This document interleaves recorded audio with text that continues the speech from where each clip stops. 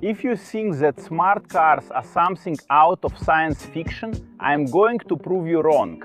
Because today you can get into a pre-owned car from Kavak with several AI features. Hi BYD. BYG! Hello. Close the driver's window. But the artificial intelligence in modern cars, like this nearly new BYD King, in pristine condition with only 12,000 kilometers for less than 146,000 here at Kavak, goes way beyond just voice commands. When we talk about ADAS, driver assistance systems, we have sensors and cameras, both here on the grille and on top of the windshield. Powered by AI, they are capable of reading the environment and reacting in milliseconds. And distinguish if what's coming your way, for example, is a pedestrian or a cyclist, and make decisions on its own, like even braking the car in an emergency for you, maximizing your safety. And another point where artificial intelligence helps you in your car nowadays, my dear João Del Arco, welcome, in the case of a hybrid car, is precisely in managing the battery and energy, right? Even BYG cars do this too, right? If you go here on the infotainment system, hold on. Let me show you that we have zero battery capacity here, but we can fix that right now. Here in energy management, you can see the SOC, which is the source of charge, the charging source, right? You can set a parameter here between 25 and 70%, and then the car will automatically determine when to start the combustion engine, just like it's doing right now. So you can even hear it, right? As soon as you activated it, boom, the combustion engine started up. Remember that in a car like this, the battery never goes to zero, right? So as long as there's gas in the tank, it will always start the combustion engine to generate electricity as much as possible. And the way the car recharges the battery itself, right? Not necessarily in this mode here where we are trying to recover a little charge so it can run in fully electric mode, right? So we have the driving modes here on the console in EV mode. Now, if I put it in EV mode, it doesn't engage precisely because there's not enough battery charge. But in a little while, we'll drive enough in this management mode. When the combustion engine recharges the battery, you can drive fully electric again. That's right. And it's also worth mentioning that you can, in addition to that, set the intensity of the regeneration as well. So you can even select that in a car like this. It will manage how much you can recharge just with the kinetic energy from movement when you take your foot off the brake. Yeah. In the menu here, we can choose between standard or high regenerative braking. It's set to high, right? So what happens? Here, for example, there's a speed bump, what they call a lombada down south. And when you take your foot off the accelerator, you can already feel the car braking a bit more, precisely to maximize this regeneration. Yes, there is work involved, actually two types, right? There's also the car's artificial intelligence learning how you drive to maximize the best moments for regeneration. There's also something else we haven't mentioned yet, which is also part of the onboard intelligence found in modern cars these days. It's not necessarily artificial intelligence, but it is a system that learns through over-the-air updates, right? Exactly. And they can easily keep improving over time, right? In other words, in this car, you have the possibility to download the key to your cell phone via NFC.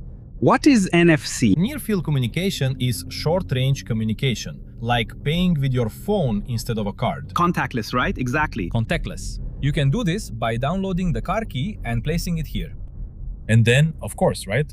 The automakers keep updating the engine control software and the battery management system here. Instead of you having to go to a dealership to do this, for a simpler update, you can just download it through the app itself. By the way, the car also has an internet connection. Yes, it can access a Wi-Fi network. You just download the update and handle it at home, right? This little NFC sticker here is both on the center console to start the car, right? And it's also on the side mirror so you can open it, right? Exactly, and other cars do this too. It's not exactly exclusive, but this feature is becoming more and more common in various cars on the market. And another point where you really notice the current intelligence of cars is in all the ADAS systems, right? The BYD King has adaptive cruise control here, right? I activate it here, look, you can see there, ACC activated. So in addition to reading the lanes that you see here, the little bar, right? Green, look, this is if I start to drift out, it warns me here. Look, stop, stop, stop. Pay attention. It's helping me. But I can also make it constantly adapt. That's what those sensors up front that we showed do a lot. Let me get a little closer to the T-Cross here. It's so it can maintain a distance from the car in front, and not just maintain that distance, but even brake and accelerate on its own, right? That's another thing that becomes more and more possible as it's integrated with GPS, right? What will the future be like in 5, 10, 15 years when we'll have fully autonomous driving, right? Exactly. In fact, some cars already combine that with traffic sign recognition. In other words, the car identified that the speed limit is 60.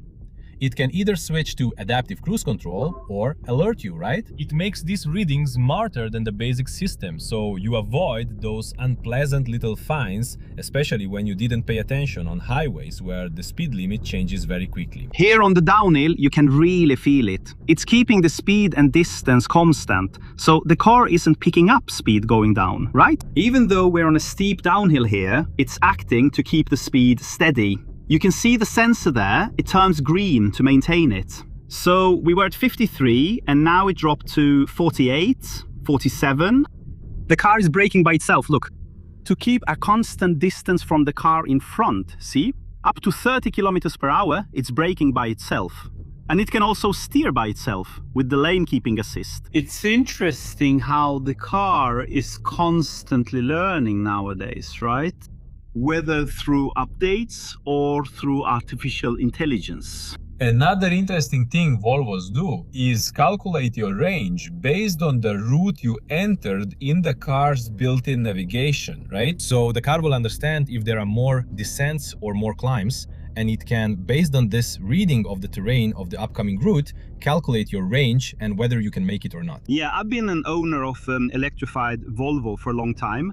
In fact, if you use the car's native navigation, the range can actually be even greater because it will know how to optimize the use of the battery. As you go up and down hills, the car learns this and maximizes the range. And all this in 2026. I'm sure that by 2036, we'll be talking about smart traffic lights. Traffic will be managed in a less chaotic way, right? A traffic light that can stay green longer will do so, and the one that can stay red longer, and so on, right? In China, this is more advanced, but surely soon we'll have this in Brazil as well. Brave new worlds. Exactly. And even when we talk about voice commands, the technology has evolved a lot. Modern infotainment systems use natural language processing to actually understand what you want, not just react to pre-programmed commands. Want to see something? Hi BYD. What's up? I'm cold. All right, raising the temperature by 1 degree, that is... I didn't have to spell it out for the car's infotainment system, right? Increase the air conditioning temperature by 1 degree. Based on how I felt, it was able to reason and react. And the best part is, you don't have to spend 250, 300,000 reais on a brand new car to have access to these technologies. Kavak has hundreds of used car options for prices often less than half of that. Like this BYD King here for 147,000 reais. Incorporating all these latest technologies that AI offers in the automotive world. Comment below which of these features do you most want to have in your next car. So now you know, go to Kavak's website, download the Kavak app, follow Kavak on social media to choose your next tested pre-owned car with a warranty. Thanks a lot!